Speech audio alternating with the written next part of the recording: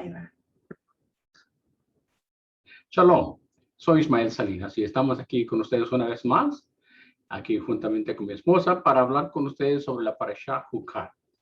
En esta parashá vamos a enfocarnos en la primera parte de la porción que habla de la vaca roja. Sin embargo, esta parashá es bastante extensa y habla no solamente de eso, sino que también habla de la muerte de Aarón y de Miriam. Y también, por último, de la peste que vino sobre ellos cuando se quejaron y el Señor le ordenó a Moshe que levantara una serpiente de bronce para que ellos la vieran y al verla pudieran vivir.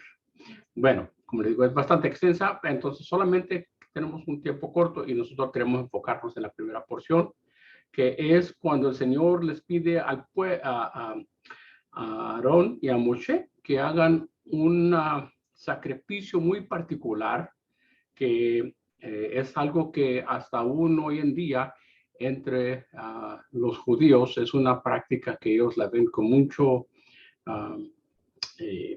detalle, porque es algo que se les hace difícil alcanzar siéndolo ellos mismos, sea por lo que los requisitos que están allí en la escritura. Entonces vamos a hablar sobre esta porción y la porción cubre del Números, capítulo 19, al primer verso del capítulo 22. Y recordemos que en hebreo este libro se llama Bamidbar, y es decir, lo que está ocurriendo en el transcurso de que ellos están en el desierto, navegando hasta que vaya a acabarse la generación vieja. Y vamos a ver lo que pasa aquí en esta porción. Bueno, para aclarar un poquito, la generación que salió de Egipto, a esa es a la que se refiere, que es la primera generación. Entonces, los hijos que nacieron en el Bat Midbar, o sea, en el desierto, pues es la generación nueva. Pero todos aquellos esclavos que salieron y con esa mentalidad, esos son a los que se está refiriendo Ismael. Así es. Ok, pues en esta porción vamos que se llama Jucat. Dice el Señor que este es el estatuto de la ley que Hashem ha ordenado. Diles a los israelitas que traigan un novillo alazana, es decir, una vaca roja, sin defecto, que no tenga mancha y sobre la cual nunca se haya puesto yugo.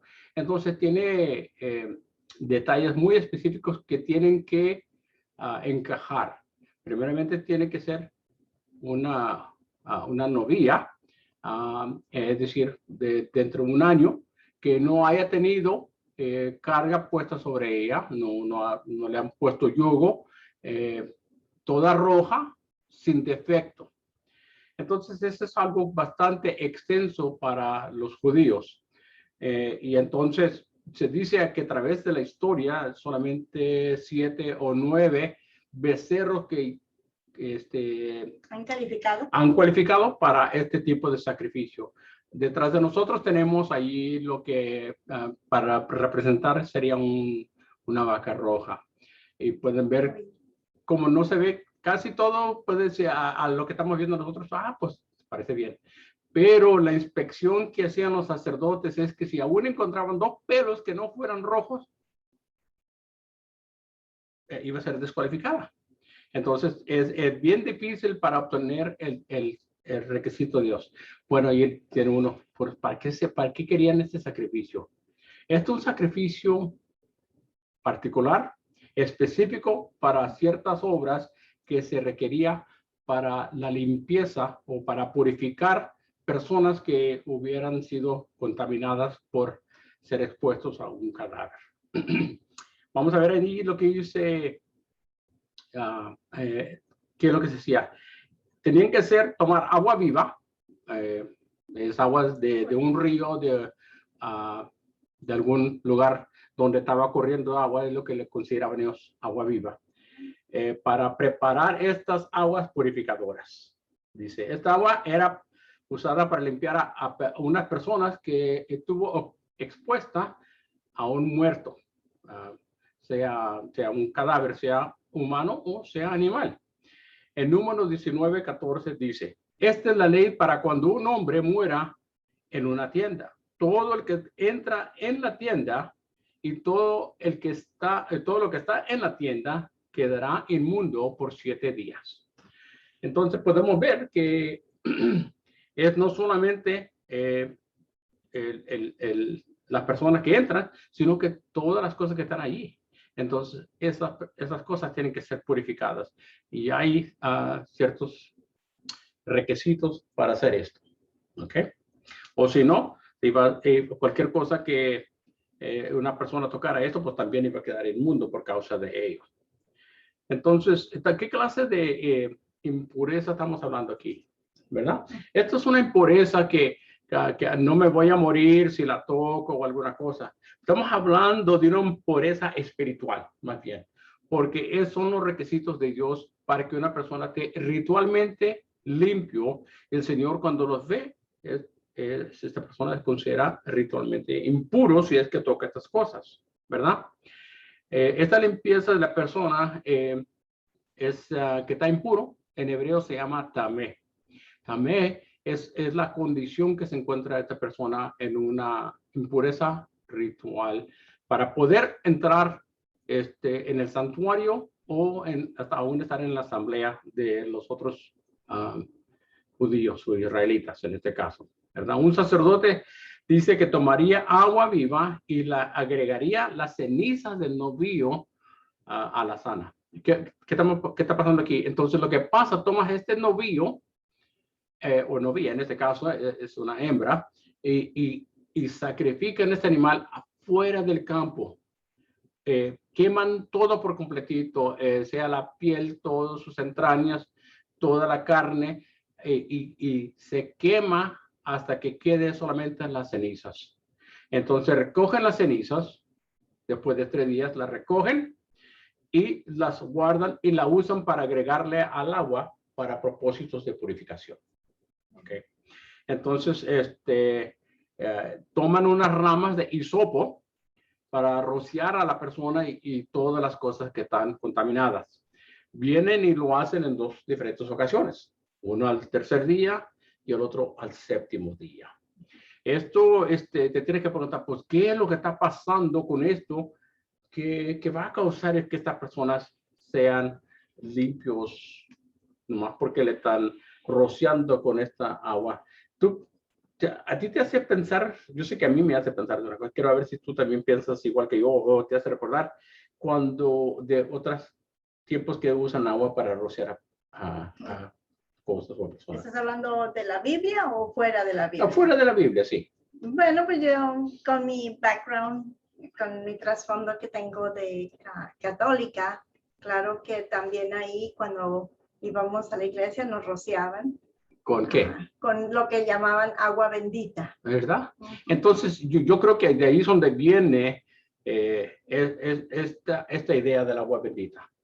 Porque son similar, el catolicismo ha obtenido muchos de las simbolismos y ceremonias, ritos, para hacer algo similar a lo que hacía el pueblo de Dios. Y esto entonces quizás le dé un poquito de más razonamiento a lo que está pasando aquí. Y esto es lo que está pasando con esta agua, solo que uno dice, pues habrá algo mágico en esta agua que te hará poder eso. La verdad es que no es lo que contenía, era en lo que se hacía. Es decir, la obediencia que uno hace para hacer la voluntad de Dios, allí es donde el Señor está mirando que esta persona que ha dedicado su vida para seguir a Dios, entonces el caso, por alguna razón, conforme la vista de Dios se ha contaminado y se considera impuro, antes de entrar y seguir y proseguir como si nada hubiera pasado, uno tiene que purificarse conforme la voluntad de Dios. ¿Por qué? Porque a Él es el que tenemos que agradar en nuestras obras o nuestros hechos. Porque no vamos a hacer las cosas a mi manera o a tu manera, sino a lo que el Dios de todos los seres pide. ¿verdad? Como Él lo ha designado. Y este fue lo que Él designó para su pueblo. ¿Por qué? ¿Por qué te dice, preguntaría uno, ¿por qué? ¿Por qué? ¿Qué pasaría? En el caso de ellos en este tiempo, si ellos no lo hacían por alguna razón, estas personas quedaban impuras o no limpias y eran expulsados de la comunidad. Entonces era bastante serio. Entonces ellos tenían mucho deseo o necesidad de ser aceptos dentro de la comunidad, porque todo lo que el pueblo hacía lo hacía como un solo pueblo, una sola mente. Esta es la manera que se veía esto y es lo que harían. En Números 19, versículos 20 y 21 dice así: pero el hombre que sea inmundo y que no se haya purificado a sí mismo de su inmundicia, esa persona será eliminada del medio de la asamblea, porque ha contaminado el santuario del Señor. El agua para la impureza no se ha rociado sobre él, es inmundo. Por tanto, será estatuto perpetuo. Es decir, que el Señor lo considera bastante serio. ¿Y qué es lo que estaba pasando? Esto es, a mi pensamiento, una sombra de lo porvenir. ¿A qué? De otro sacrificio. Un sacrificio que iba a poder quitar todo tu pecado, pero no solamente quitarlo, sino también purificarte para que tú estés en un estado limpio y puedas estar ante la presencia de Dios, salvo y mejor, limpio, ritualmente, para que diga, señores, este puede entrar a mi presencia, a mi santuario, ¿verdad? Entonces, lo único que podía hacer a estas personas limpio era esta vaca roja. Todo, como le digo, es simbólico de Mashiach Yeshua. Y lo hizo por nosotros cuando Él fue sacrificado. Él tampoco fue sacrificado como lo hacían con los corderitos dentro del el campamento del Mishkan, sino que fue llevado afuera. Cuando lo llevaron, como se reconoce entre comillas, al Calvario, es decir, que no fue dentro de las puertas, sino que fue fuera del campamento, al otro lado, donde Él iba a ser crucificado allí para nuestro bien.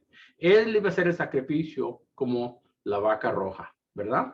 Entonces hay muchas similitudes. ¿Querías decir alguna cosa? Hay tantas y tantas similitudes entre los dos que es increíble cómo Dios pone las cosas y se hacen y se cumplen después en Mesías de la misma forma y ya nos dan el sentido de por qué se hacía con la vaca roja. Entonces, la vaca roja tenía que ser perfecta y roja. La inspeccionaban.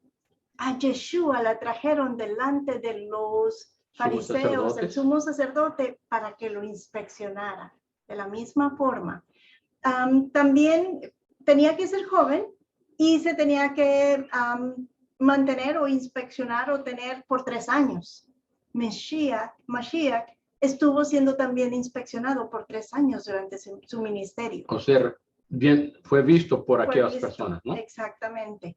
La otra cosa es que no se le, una vez que era calificado la vaca o el novillo, la novilla roja, la sana, no se le podía poner yugo, porque entonces eso lo descalificaba. Lo mismo con el Mesías. La otra cosa que es súper importante que acaba de mencionar Ismael es que se iba a sacar del campamento, pero no se iba a sacar por cualquier lugar. Si leen bien las escrituras, van a ver que se va a sacar por la parte noreste del campamento. Y es la misma puerta que usaron para sacar al Mesías del campamento. Entonces las similitudes siguen y siguen y siguen en cuanto a los dos sacrificios. La diferencia principal es que uno es para limpiarte o para purificarte temporalmente y el otro te purifica o te sana o te salva, te limpia permanentemente. Amén, amén. Y en Hebreos 9, 12 y 13 lo dice de esta manera: entró al lugar santísimo una vez y para siempre, como ya has dicho tú, ¿verdad? No por medio de la sangre de machos cabríos y de becerros, sino por medio de su propia sangre, obteniendo redención eterna, ¿verdad? Porque si la sangre de los machos cabríos y de los otros, y de los toros, perdón, fue suficiente, y la ceniza aquí, y la ceniza de la novia, rociada sobre los que se habían contaminado, es decir, como yo le diría de esta manera, nosotros, el Señor nos ha salvado a nosotros, pero quiere decir que tú no has pecado desde que el Señor te salvó a ti, ¿verdad que? Bueno, no nos da, no nos jactamos de eso, sino que nos da pena. Pero todos hemos pecado, aún después de que el Señor haya hecho su obra redentora por nosotros. Entonces, ¿qué es lo que nos va a purificar de nuestro estado pecaminoso, verdad? Es la obra de Dios, es la sangre del Cordero. Esta es lo que, dentro de comillas, la ceniza de la novia, rociada sobre aquellos que fueron contaminados, santifican para la purificación de la carne. Y esto es lo que debemos ver nosotros, que la obra de Dios fue una obra completa. Cuando él estaba clavado en el madero, la última palabra que él dijo fue, consumado es. Es decir, ya hice toda la obra completa, ¿verdad? Entonces, lo que el Mesías hizo fue para purificarnos, para entrar a ministrar, o sea, alabarle a él, para que podamos alabarle aun cuando pecamos o por alguna razón somos también impuros. La sangre de Yeshua nos hace tahor, o sea, limpios ritualmente para poder entrar a su presencia. Y cuando el Señor nos mira a nosotros, nos ve a través de Mesías Yeshua. Él mismo se ofreció sin mancha a Dios. Purifica nuestra conciencia de obras muertas para servir a Dios vivo. Esto es lo que el Señor ha hecho y esto es lo que representa la vaca roja. Esto es para nosotros, para que reconozcamos que todo lo que Él dijo desde el principio se cumple aún después, ¿verdad? Entonces, ojalá que esto haya sido de bendición para ustedes, que los cause interés, curiosidad, para que ustedes investiguen más sobre la obra redentora y purificadora de nuestro Señor Mesías, Yeshua. Aleluya y amén. Shalom. Shalom.